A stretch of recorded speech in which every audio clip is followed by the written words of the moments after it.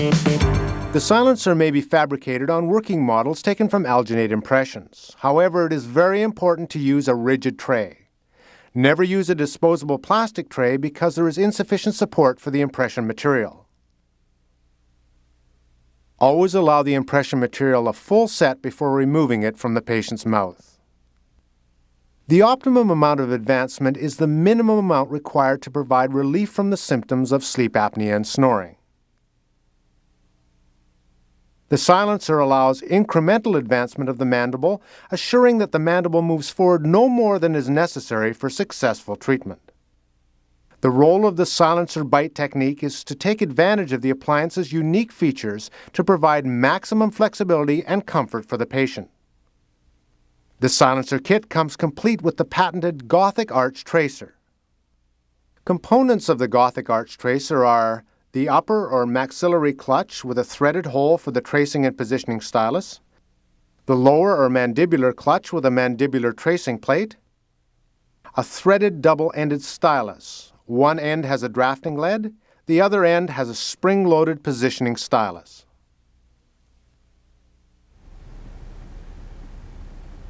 To start the bite technology process, place impression putty in the upper and lower clutch plates.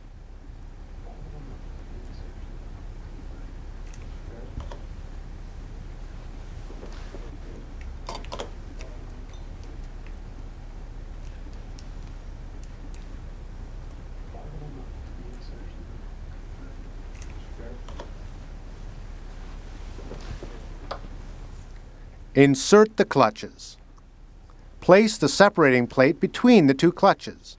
The separating plate keeps the putty material from commingling and locking the clutches together. Bite down. Move the putty material around the edges of the clutches to obtain a good fit. Hold the clutches to maintain them in the midline position until the putty achieves initial set. It is important to do this because the occlusal plane is not necessarily level, which can result in the tracing area deflecting to one side. Okay, open Randy, please. From this point on, the separating plate will no longer be needed.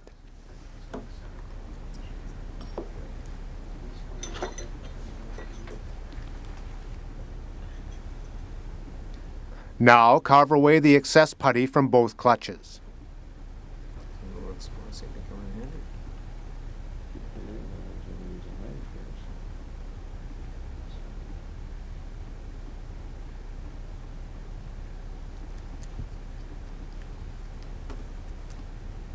To prepare for the bite registration, place a post-it note on the mandibular tracing area.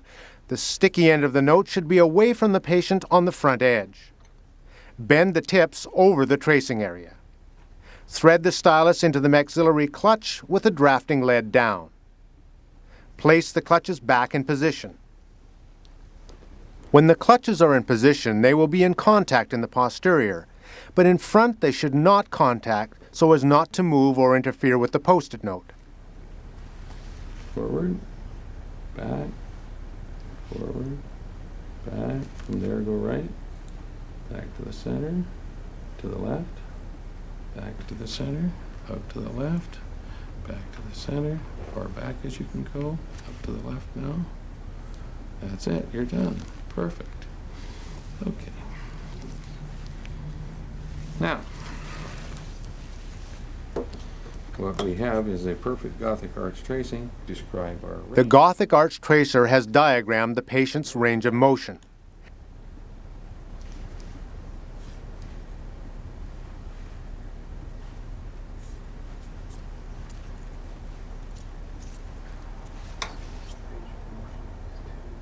In this case, the range of motion is 10 millimeters. Ranges of less than 7 millimeters may be a limiting factor for successful treatment.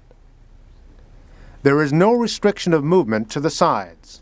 We have also established the patient's midline. Take 50% of the midline and make an X.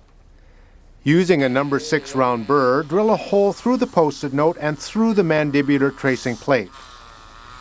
Write the patient's name on the post-it note and place it in his chart as a permanent record.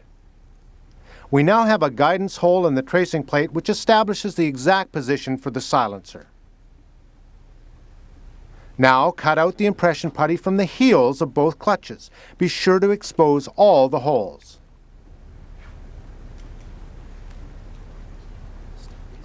Rethread the stylus with pin end down. Mix more putty and place the material in the heel ends.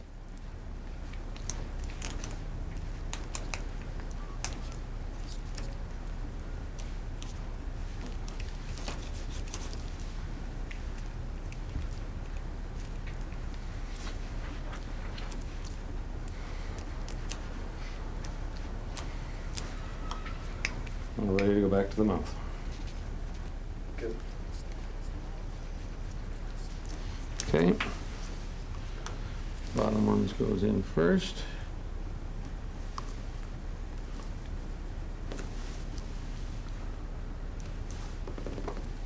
And bite firmly. Grind from side to Make side. sure the putty is squeezed out to form a good bite registration.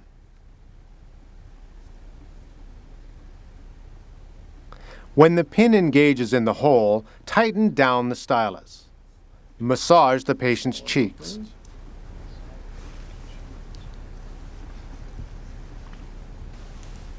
Because there is no registration material on the anterior, support the Gothic arch tracer as you remove it. This keeps the two pieces from tearing apart.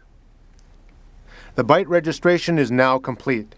This goes to the laboratory along with a set of impressions.